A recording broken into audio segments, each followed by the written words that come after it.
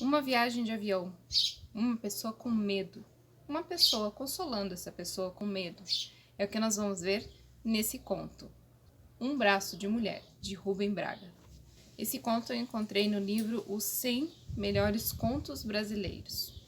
Esse conto 4 personagens, um senhor, uma senhora, o esposo dessa senhora e a aeromoça, todos aqui sem nome. Esse conto é narrado por este senhor, que está viajando de avião. Nesse conto, os personagens estão vindo do Rio de Janeiro para São Paulo. Esse senhor está a princípio olhando pela janela, contemplando lá fora, um pouco triste, pensando nas coisas da vida. E lá fora está assim se armando um nevoeiro. Por estarem dentro desse nevoeiro, o avião então não pode pousar. Vai ficar aguardando ordens de que está seguro para que o avião então pouse. Tem uma senhora sentada ao lado dele que começa a ficar aflita, fica ansiosa com aquela situação. Ela tá tão aflita, e mesmo o tempo estando assim meio fresquinho, ela começa a se abanar com uma revista de tão aflita. E aí ele oferece o seu jornal e ela acha que o jornal é até mais eficiente que a revista para se abanar, para que daquela forma passe todo o nervosismo dela. Avistando então uma amiga que está sentada também nesse avião, ele se oferece para trocar de lugar com essa amiga para que ela fique mais segura com uma pessoa que ela conhece ali ao lado. E essa senhora se recusa prontamente, dizendo que ela se sente mais segura estando com um homem ao lado dela. Essa senhora dá uma massageada no ego desse personagem, que estava até então tão desanimado, né? Aí eu vou falar um trechinho aqui do conto, que ele fala assim: isto lisonjeou meu orgulho de cavalheiro, eu senti-me útil e responsável. Era por estar ali, eu, um homem, que aquele avião não ousava cair. Havia certamente piloto, copiloto, vários outros homens no avião, mas eu era o homem ao lado, o homem visível, próximo, que ela podia tocar. E era nisso que ela confiava, nesse ser de cassimira grossa, de gravata, de bigode, a cujo braço acabou se agarrando.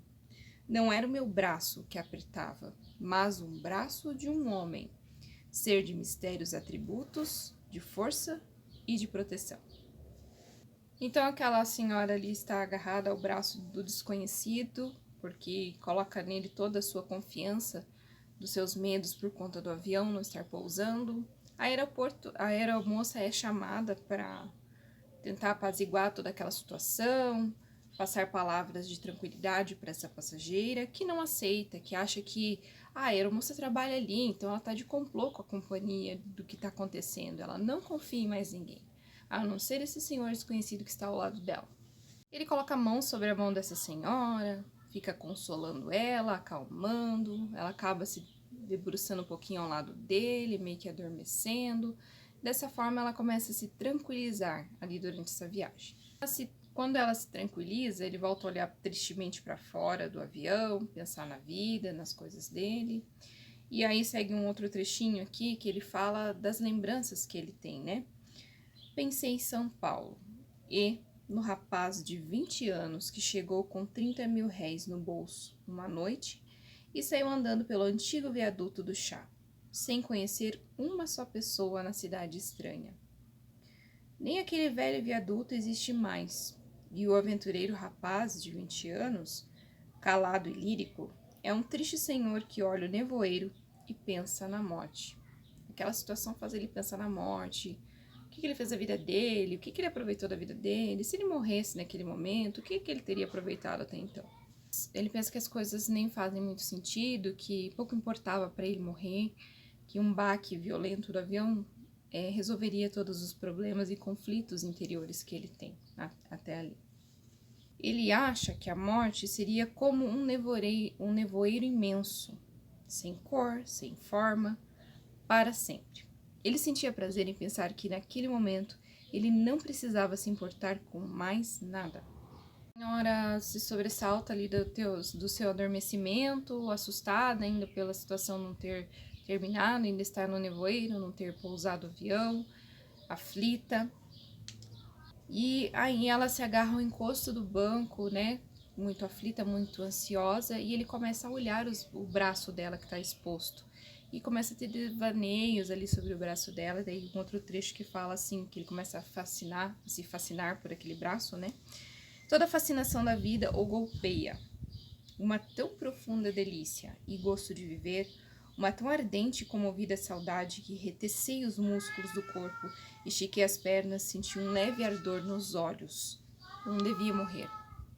Então, a visão daqueles braços, aquela senhora ali, começa a dar um novo sentido à vida dele, de que não, ele não deve morrer, de que há coisas belas na vida para serem admiradas, para serem vividas, amores, paixões. Avistar lá fora do avião casinhas pequenininhas, pedaço de terra, e começa a sentir segurança de que eles estão chegando em terra firme, que tudo vai ficar bem. Já lá no aeroporto, ele encontra a sua vizinha ali de viagem, acompanhada do seu esposo.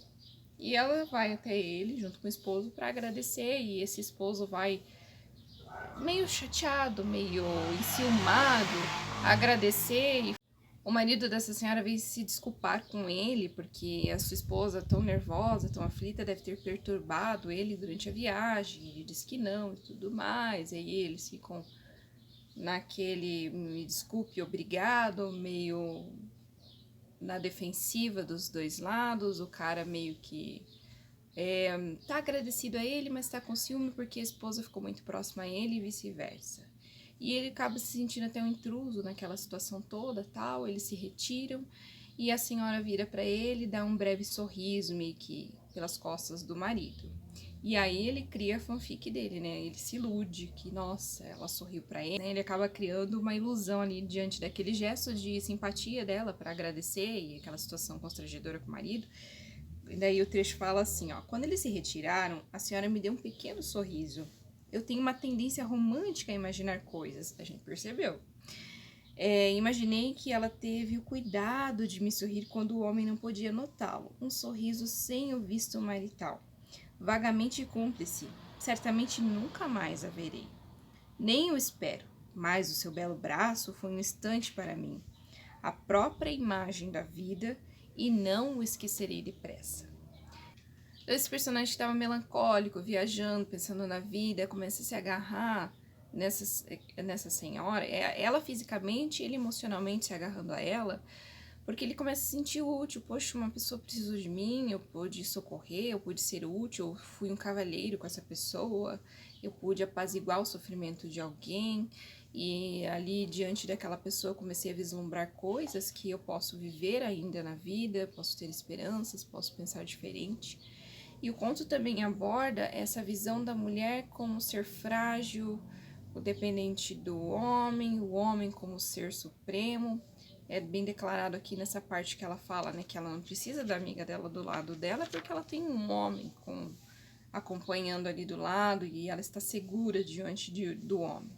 Então, é colocado a mulher como o ser frágil ali diante daquela situação e esse senhor ali a amparando. Então, aquela breve viagem ali deu um novo ânimo a esse personagem, uma nova forma de querer encarar os fatos da vida, né? E é isso. Eu espero que vocês tenham gostado desse conto. Se vocês estão gostando do conteúdo, sugestões, comentários aqui embaixo. Deixe um curtir para mim, compartilhe esse vídeo e se inscrevam no meu canal. Até o próximo vídeo. Tchau!